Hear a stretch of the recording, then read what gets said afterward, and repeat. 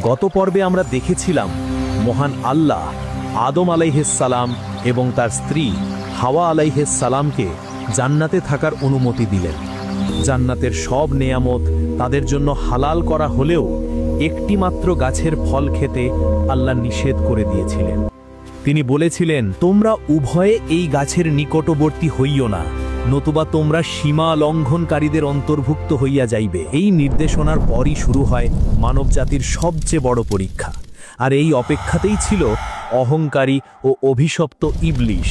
আল্লাহর হুকুম অমান্য করার কারণে ইবলিশ ছিল চরম ক্রোধে উন্মত্ত, কিন্তু সে চাইলেই জান্নাতে প্রবেশ করতে পারত না, কারণ জান্নাতে প্রবেশদ্বার ছিল ফেরেশতাদের কঠোর পাহারায়। সে আশ্রয় নিল চরম ছলনার। তাফসীর এবং বিভিন্ন বর্ণনায় এসেছে ইবলিস জান্নাতে প্রবেশের জন্য একটি সাপের সাহায্য নেয়। সে সাপকে প্রলুব্ধ করে এবং তার মুখের ভেতরে লুকিয়ে ফেলে। মনে রাখবেন, সেই সময় সাপ ছিল অত্যন্ত সুন্দর একটি প্রাণী। অন্য কোনো বর্ণনায় আবার ময়ূরের মাধ্যমে প্রবেশের কথাও উল্লেখ রয়েছে। প্রহরীদের চোখ এড়িয়ে সাপ বা ময়ূরের ছদ্মবেশে ইবলিশ অবশেষে জান্নাতের ভেতরে প্রবেশ করতে সক্ষম হলো। সে জানত আদম আলাইহিস সালাম ও হাওয়া আলাইহিস সালামের সরল মনে মিথ্যা বা ছলনার কোনো ধারণা নেই।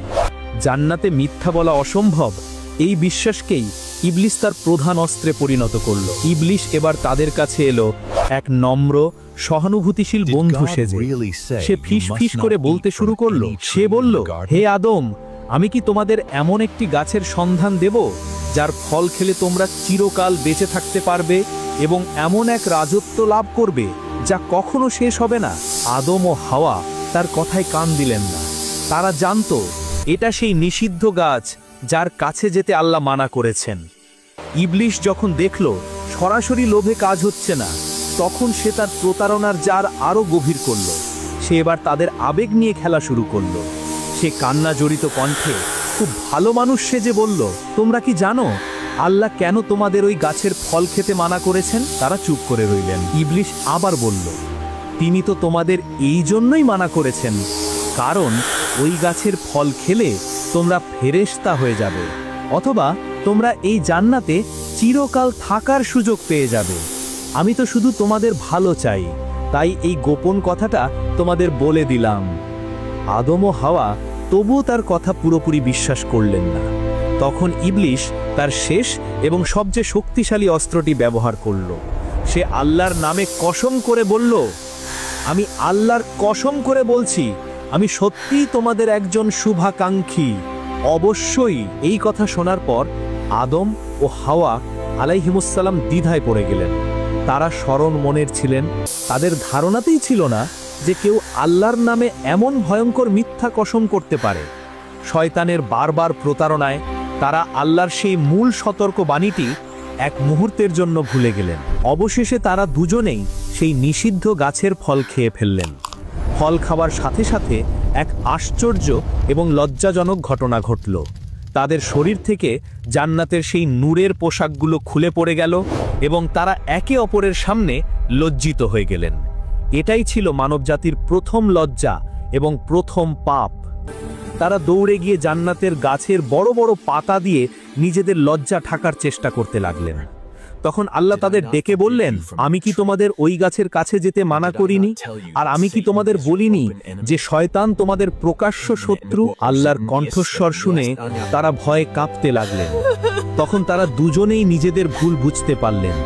তারা ইবলিশের মতো অহংকার করেননি বা নিজেদের ভুলের জন্য কোনো অজুহাত দেননি, বরং তারা অনুতপ্ত হয়ে কান্নাকাটি করতে শুরু করলেন। তাদের অন্তর লজ্জায় আর ভয়ে ছেয়ে গেল। আল্লাহ পরম দয়ালু, তিনি দেখলেন তার বান্দারা ভুল করেছে, কিন্তু তারা অহংকার করেনি, বরং লজ্জিত হয়েছে। তাই তিনি নিজেই তাদের ক্ষমার পথ বাতলে দিলেন। তিনি তাদের সেই ঐতিহাসিক দোয়াটি শিখিয়ে দিলেন, যা আজও আমাদের জন্য ক্ষমার অন্যতম সেরা উপায়। তারা দুজনেই সিজদায় লুটিয়ে পড়ে কান্না জড়িত কণ্ঠে দোয়া করলেন, রব্বানা যালামনা আনফুসানা ওয়া ইল্লাম তাগফির লানা ওয়া তারহামনা লা নাকুনান্না মিনাল খাসিরিন। অর্থাৎ, এ আমাদের রব, আমরা তো নিজেদের ওপর জুলম করে ফেলেছি। যদি আপনি আমাদের ক্ষমা না করেন এবং দয়া না করেন, তাহলে আমরা তো ক্ষতিগ্রস্তদের অন্তর্ভুক্ত হয়ে যাব। আল্লাহ তাদের তওবা কবুল করলেন এবং তাদের ক্ষমা করে দিলেন। আল্লাহ তাদের ক্ষমা করে দিলেও জান্নাতে বসবাসের পরীক্ষা শেষ হয়েছিল। পৃথিবীতে আল্লাহর প্রতিনিধি পাঠানোর যে মূল উদ্দেশ্য ছিল, এখন তার সময় এসে গিয়েছিল। আল্লাহ বললেন, এবার তোমরা পৃথিবীতে নেমে যাও। পৃথিবী হবে তোমাদের নতুন ঘর এবং তোমাদের সন্তানদের জন্য পরীক্ষা ক্ষেত্র। সেখানে তোমরা একে অপরের অর্থাৎ মানবজাতি ও শয়তানের বংশধর হিসেবে বসবাস করবে এবং একটি নির্দিষ্ট সময় পর্যন্ত তোমাদের সেখানে থাকতে হবে। সেখানেই তোমরা জীবনযাপন করবে, সেখানেই মৃত্যুবরণ করবে এবং সেখান থেকেই তোমাদের আবার পুনরুত্থিত করা হবে। এই ঘোষণার পর হযরত আদম আলাইহিসসালাম এবং হাওয়া আলাইহিসসালাম জান্নাত থেকে পৃথিবীতে অবতরণ করলেন। বর্ণনায় এসেছে, আদম আলাইহিসসালামকে নামানো হয়েছিল শ্রীলঙ্কার এক পাহাড়ে এবং হাওয়া আলাইহিসসালামকে নামানো হয়েছিল জেদ্দায়। তারা একে অপরের থেকে বিচ্ছিন্ন হয়ে গেলেন। দীর্ঘ সময় ধরে তারা একা একা কান্নাকাটি করতে লাগলেন এবং আল্লাহর কাছে ক্ষমা চাইতে লাগলেন। অবশেষে আল্লাহর দয়ায় আরাফাতের ময়দানে তাদের দুজনের পুনর্মিলন ঘটে। আর এভাবেই পৃথিবীতে শুরু হলো মানবজাতির এক নতুন অধ্যায়, এক নতুন পরীক্ষা, যে পরীক্ষার মধ্য দিয়ে আজও আমরা সবাই দীর্ঘ যাত্রা করছি। জান্নাতের অফুরন্ত সুখের পর পৃথিবীতে হযরত আদম আলাইহিসসালাম ও হাওয়া আলাইহিসসালামের জীবন ছিল সম্পূর্ণ ভিন্ন।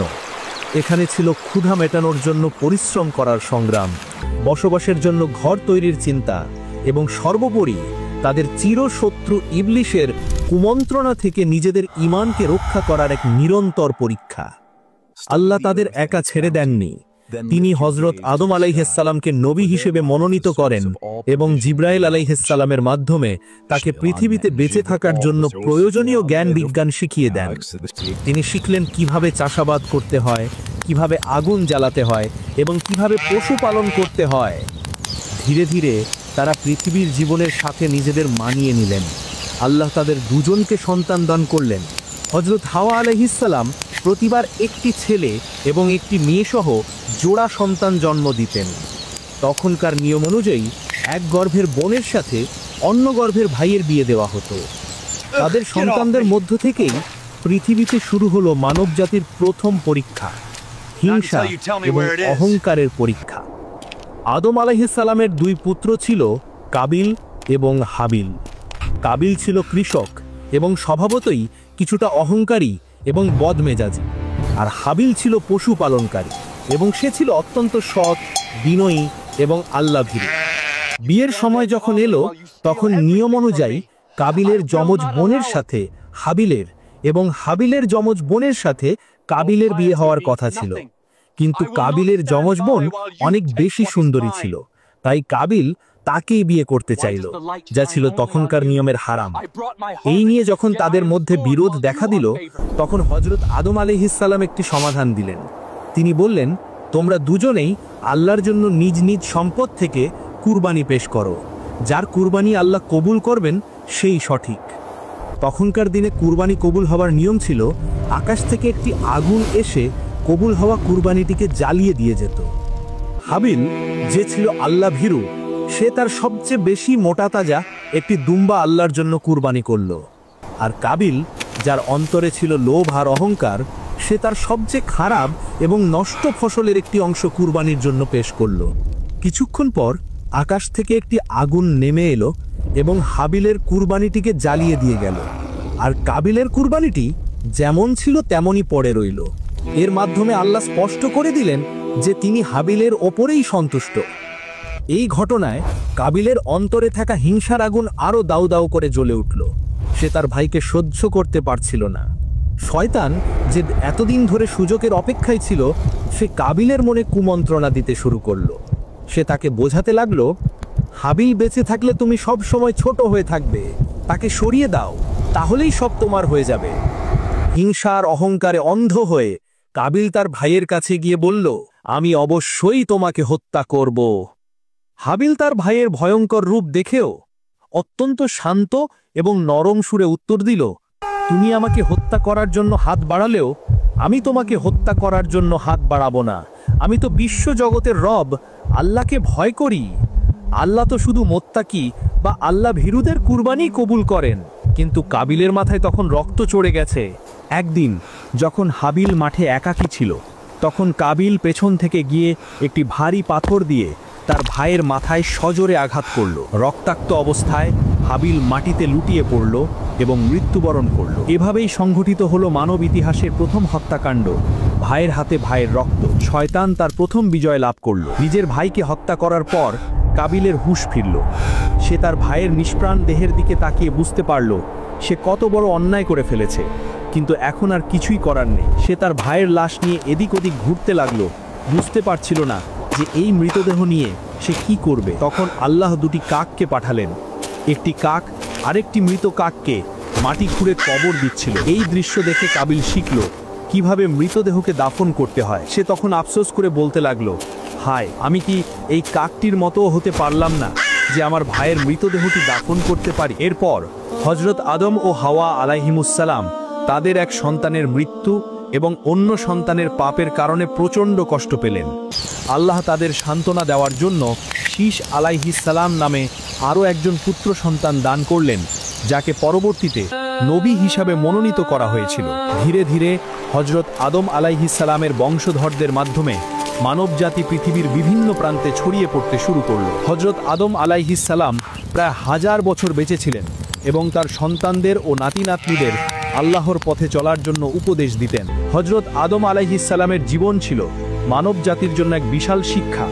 তার কাহিনী আমাদের শেখায় অহংকারের পতন, ইবলিশের ঘটনা, ভুলের পর অনুতপ্ত হওয়ার গুরুত্ব, জান্নাতের ঘটনা, হিংসার ভয়ঙ্কর পরিণতি এবং সর্বোপরি আল্লাহর অসীম ক্ষমা ও দয়ার কথা। তিনি ছিলেন আমাদের আদি পিতা, প্রথম মানুষ এবং প্রথম নবী। তার মধ্য দিয়েই পৃথিবীতে শুরু হয়েছিল আল্লাহর খিলাফত এবং মানবজাতির এক দীর্ঘ ও পরীক্ষাময় যাত্রা।